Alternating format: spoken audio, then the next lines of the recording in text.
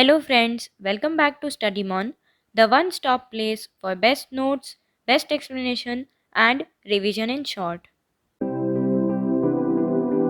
हम आ जाते हैं तो क्वेश्चन नंबर 4 हमसे कह रहा है कि what is a balanced chemical equation and why should chemical equations be balanced. ठीक है, तो एक केमिकल इक्वेशन जो कि बैलेंस्ड हो उसकी हमें डेफिनेशन देनी है। तो चलिए हम इसकी डेफिनेशन देख लेते हैं।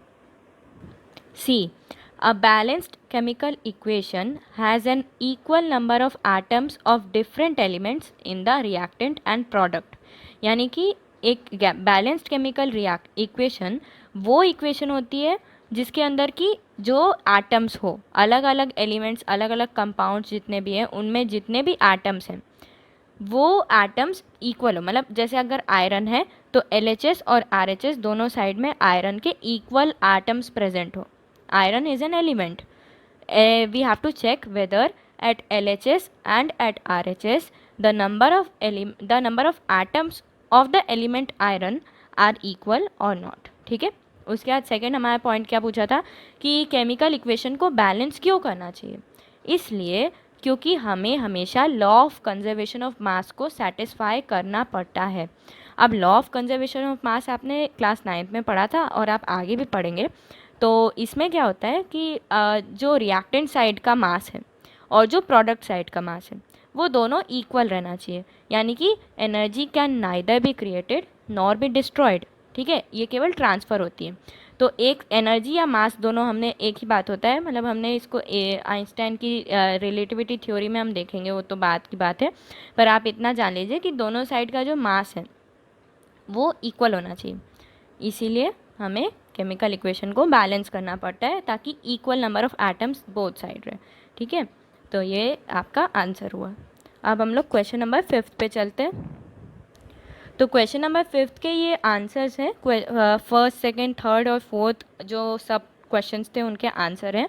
पहला था कि hydrogen gas combines with nitrogen to form ammonia. तो हाइड्रोजन गैस और नाइट्रोजन गैस जो है वो अमोनिया बना रही है, आप देख लीजिए इसको। और ऐसे ही बाकी के बाकी के 3 और हैं। तो this is simply just solving type, तो इसमें ज़्यादा एक्सप्लेन करने को कुछ है नहीं। फिर भी अगर आपको कोई डाउट हो तो आप प्लीज़ कमेंट सेक्शन में मुझसे पूछ लीजिए, मैं ज़रूर बताऊंगी। ठीक है, तो बेसिकली इस टाइप के क्वेश्चंस तो आप ही को सॉल्व करने हैं। बाकी आप इसको चेक करने के लिए यूज़ कर सकते हैं। कोई भी आपको कुछ भी बैलेंसिंग में डाउट हो तो आप प्लीज़ मुझसे पूछ लीजिएगा। अब हम अगले क्वेश्चन पे चलते हैं, क्वेश्चन नंबर 6। तो क्वेश्चन नंबर 6 क्या है, इसमें भी 4 पार्ट्स है। यहाँ पे 3 प्रेजेंट है, आप इसको नोट डाउन कर सकते हैं और या फिर आपने जब सॉल्व कर लिया हो तो आप इसको चेक कर सकते हैं। ओके, सो हम लोग अब आगे बढ़ते हैं। Okay, so this is the D part of the question number 6। और उसके बाद फिर हमारे पास क्वेश्चन नंबर 7 के आंसर्स है। सो बेसिकली मैं इतना ज़्यादा इसको एक्सप्लेन नहीं कर रही हूँ। मतलब आप चाहें तो मैं एक्सप्लेनेशन का अलग से वीडियो बना दूँगी, पर इसमें बेसिकली बस आपको आपकी प्रैक्टिस टेस्ट करना है इसमें, तो कि आप कितना अच्छा परफॉर्म कर पा रहे हैं इन बैलेंसिंग द रिएक्शंस। और आपको वर्ड्स जो है जैसे कैल्शियम हाइड्रोक्साइड लिख दिया तो आपको पता होना चाहिए कि वो CaOH होल ट्वाइस है। ये सब बेसिक सी बातें।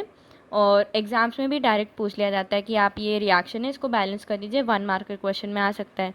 इसलिए आपकी प्रैक्टिस के लिए पहले आप इसको प्रैक्टिस करिए, इन आंसर्स को रेफ़र करिए और आपको कहीं भी डाउट हो तो आप मुझसे बिल्कुल पूछ सकते हैं। ओके, सी।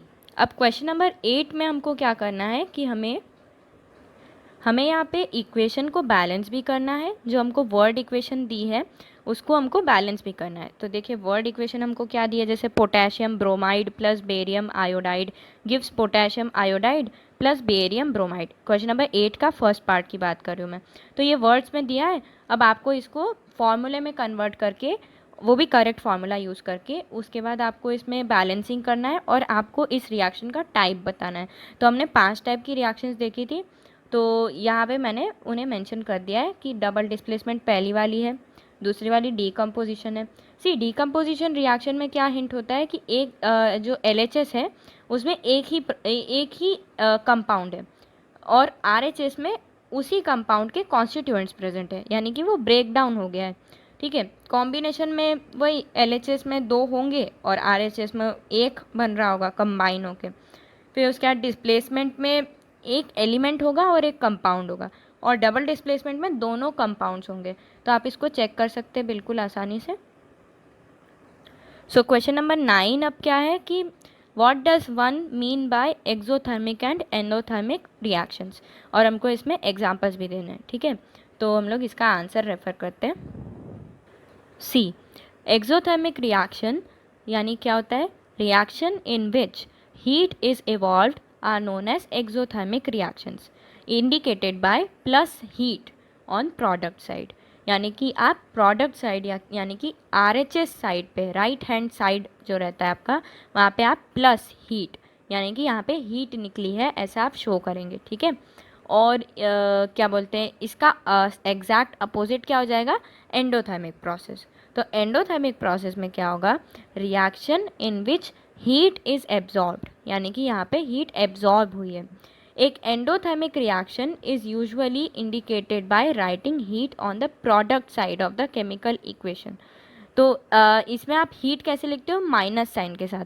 बेसिकली ये इतना ज़्यादा यूज़ नहीं होता है, आप प्लस हीट या प्लस एनर्जी को ज़्यादा यूज़ करते हो एक्सोथर्मिक में, पर एंडोथर्मिक वाला जो रिएक्शन है उसमें माइनस हीट ज़्यादा हम यूज़ नहीं करते, but still it is helpful for us. तो इसके हमने कुछ एग्जाम्पल्स भी यहाँ पे मेंशन कर दिए हैं जो कि आपको बुक से ही मिले हुए हैं, ऐसे कुछ खास इसमें बात नहीं है। So carbon plus sulphur gives carbon sulphide and nitrogen plus oxygen gives nitric oxide. Next है हमारे पास question number 10। So question number 10 क्या कह रहा है कि respiration is considered as a exothermic reaction. तो ऐसा क्यों होता है हमें बताना है, ठीक है। तो हम इसका आंसर रेफर करते हैं।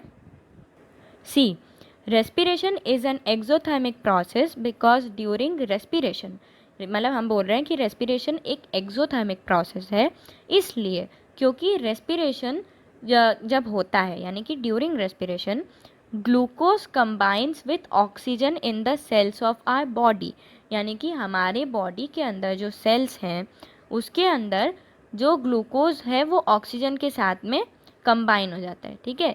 ये कैसे, ग्लूकोज और ऑक्सीजन, ये देखिए ग्लूकोज और ऑक्सीजन दोनों कंबाइन हो गए, ठीक है। So glucose and oxygen combine to form carbon dioxide and water. तो यहाँ पे कार्बन डाइऑक्साइड और वाटर निकला है और साथ में थोड़ी सी प्रोडक्शन ऑफ एनर्जी हुई है जिसको कि हमने प्लस हीट के थ्रू शो किया है, ठीक है। तो दैट इज़ वाई, क्योंकि यहाँ पे आप देख रहे हो यहाँ पे मेन फैक्टर कौन प्ले कर रहा है, प्लस हीट। क्योंकि यहाँ पे प्लस हीट हो रहा है इसलिए हम कह रहे हैं कि यहाँ पे एक्सोथर्मिक प्रोसेस है, ठीक है।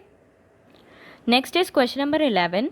तो ये कह रहा है कि why are decomposition reactions called opposite of combination reactions, और हमको कुछ रिएक्शंस बतानी है, कुछ इक्वेशंस इसमें मेंशन भी करनी है।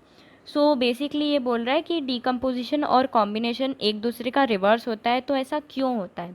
सो देखिए, डिकम्पोजिशन रिएक्शन में क्या होता है, सिंगल प्रोडक्ट जो रहता है वो ब्रेक डाउन हो जाता है टू सिंपल प्रोडक्ट्स में।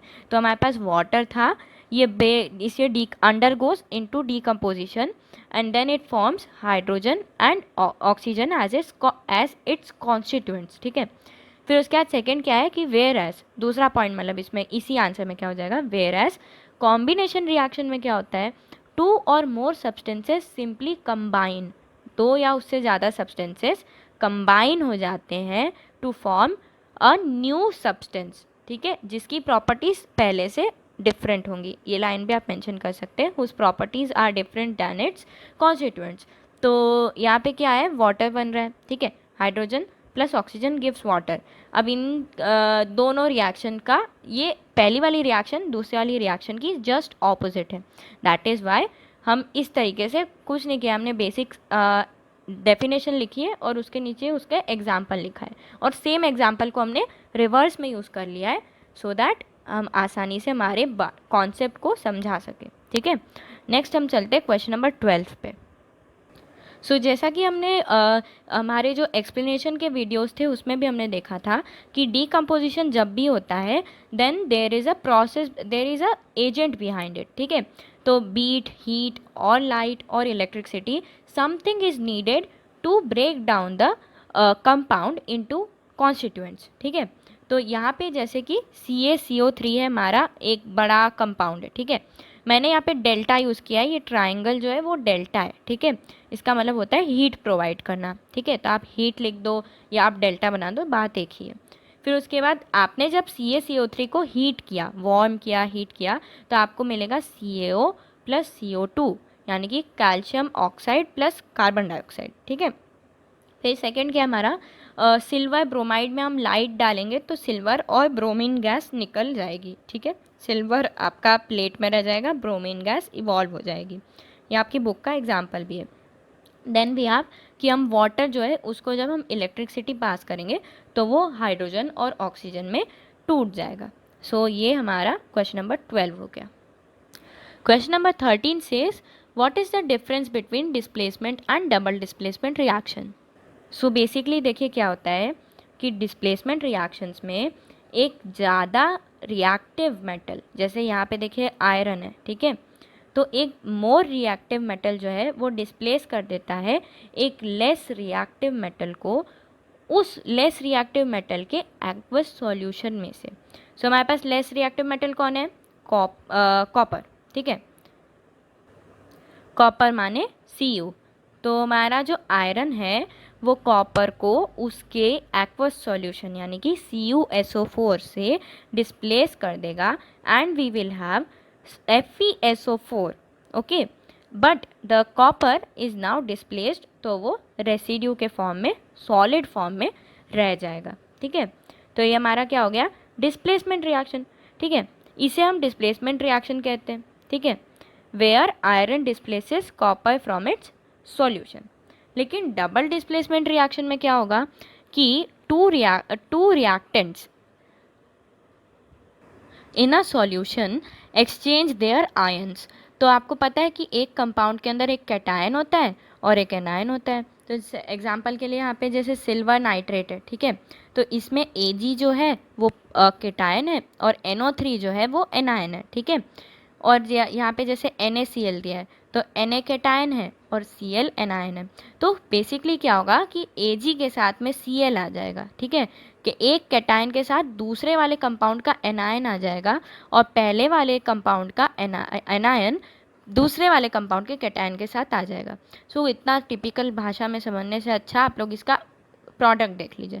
प्रोडक्ट क्या हुआ, सिर्फ एक्सचेंज हो गया सब कुछ, तो आप उससे पहचान सकते हैं कि ये एक डबल डिस्प्लेसमेंट रिएक्शन है, ठीक है।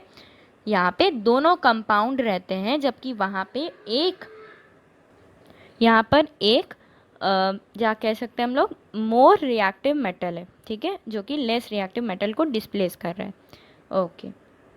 Then question number 14 says in the refining of silver, यानी कि जब सिल्वर रिफाइन हो रहा होता है तो सिल्वर की रिकवरी के लिए, यानी जब हम लोग सिल्वर को रिफाइन कर रहे हैं तो उसमें से अच्छा वाला जो सिल्वर है उसे रिकवर करने के लिए हम जब सिल्वर नाइट्रेट सॉल्यूशन में से उसको रिकवर करते हैं तो हम वहाँ पे डिस्प्लेसमेंट प्रोसेस यूज़ करते हैं, किसका यूज़ करके, कॉपर मेटल का। सो बेसिकली हम क्या कर रहे हैं कि जब हम लोग सिल्वर को प्योर फॉर्म में एक्सट्रैक्ट करना चाहते हैं तो हमारे पास जो सॉल्यूशन रहता है सिल्वर नाइट्रेट का उसको हम कॉपर मेटल के साथ में ट्रीट करते हैं ताकि डिस्प्लेसमेंट रिएक्शन हो।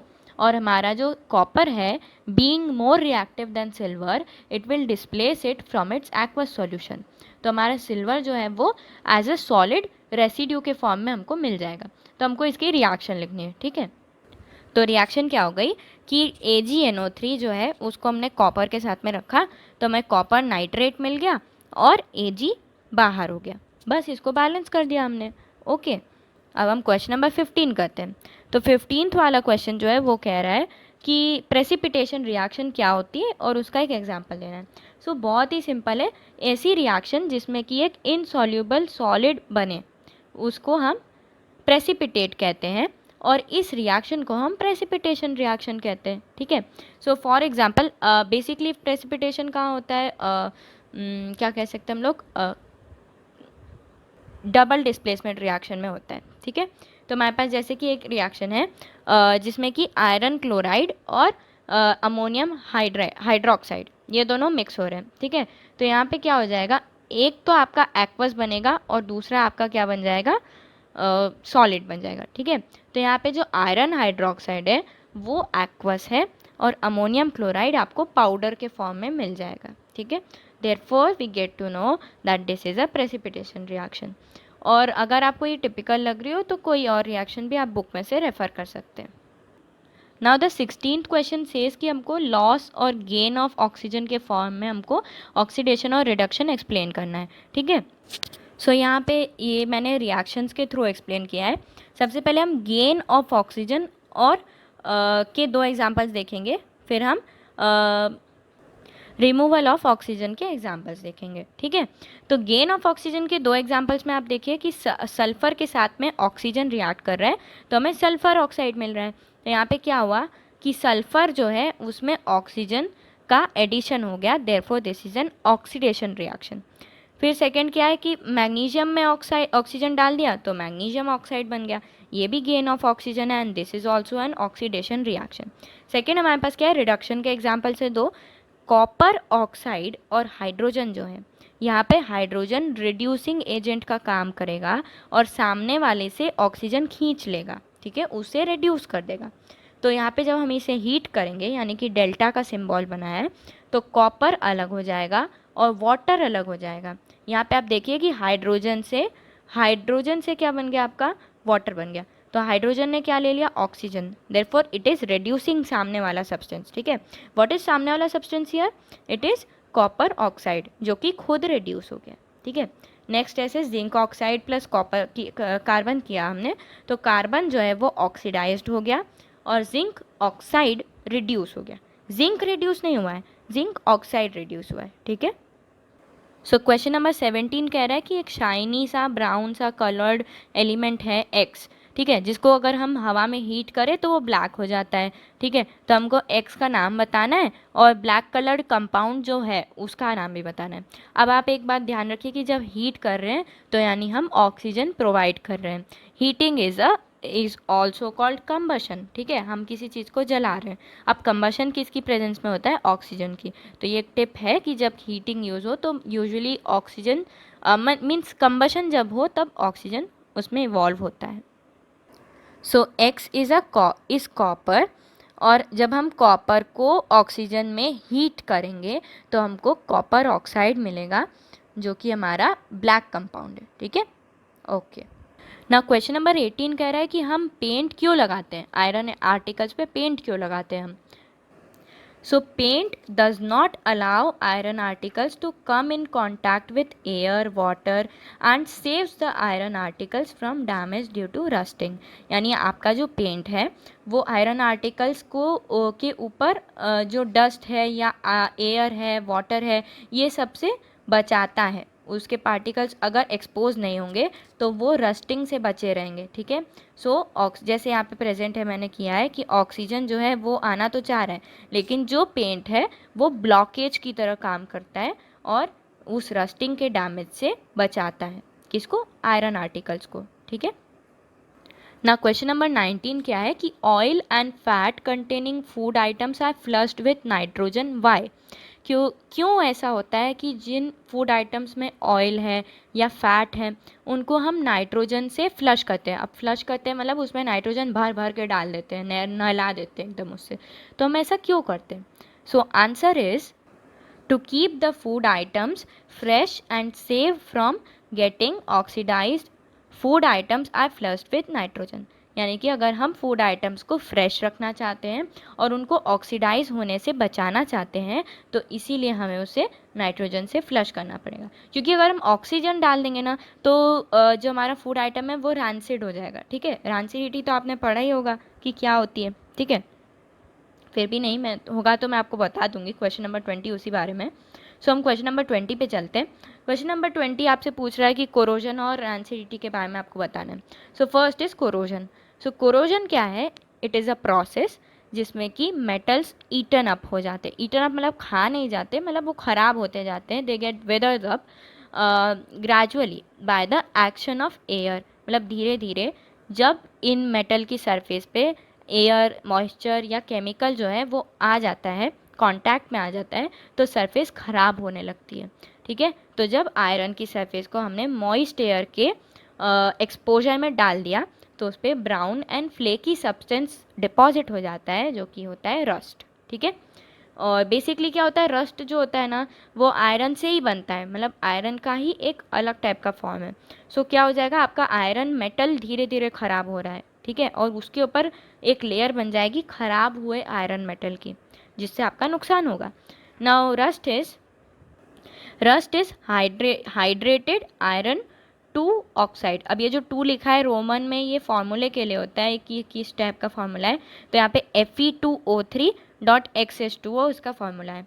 अब यहाँ पे जो .XH2O लिखा है ना वो किस लिए है, क्योंकि X जो हमारे मॉलिक्यूल्स हैं वो अननोन है, मतलब कितने पानी के मॉलिक्यूल्स हैं इस रस्ट में वो हमें नहीं पता, इसलिए हमने उसको X नाम दे दिया, ठीक है।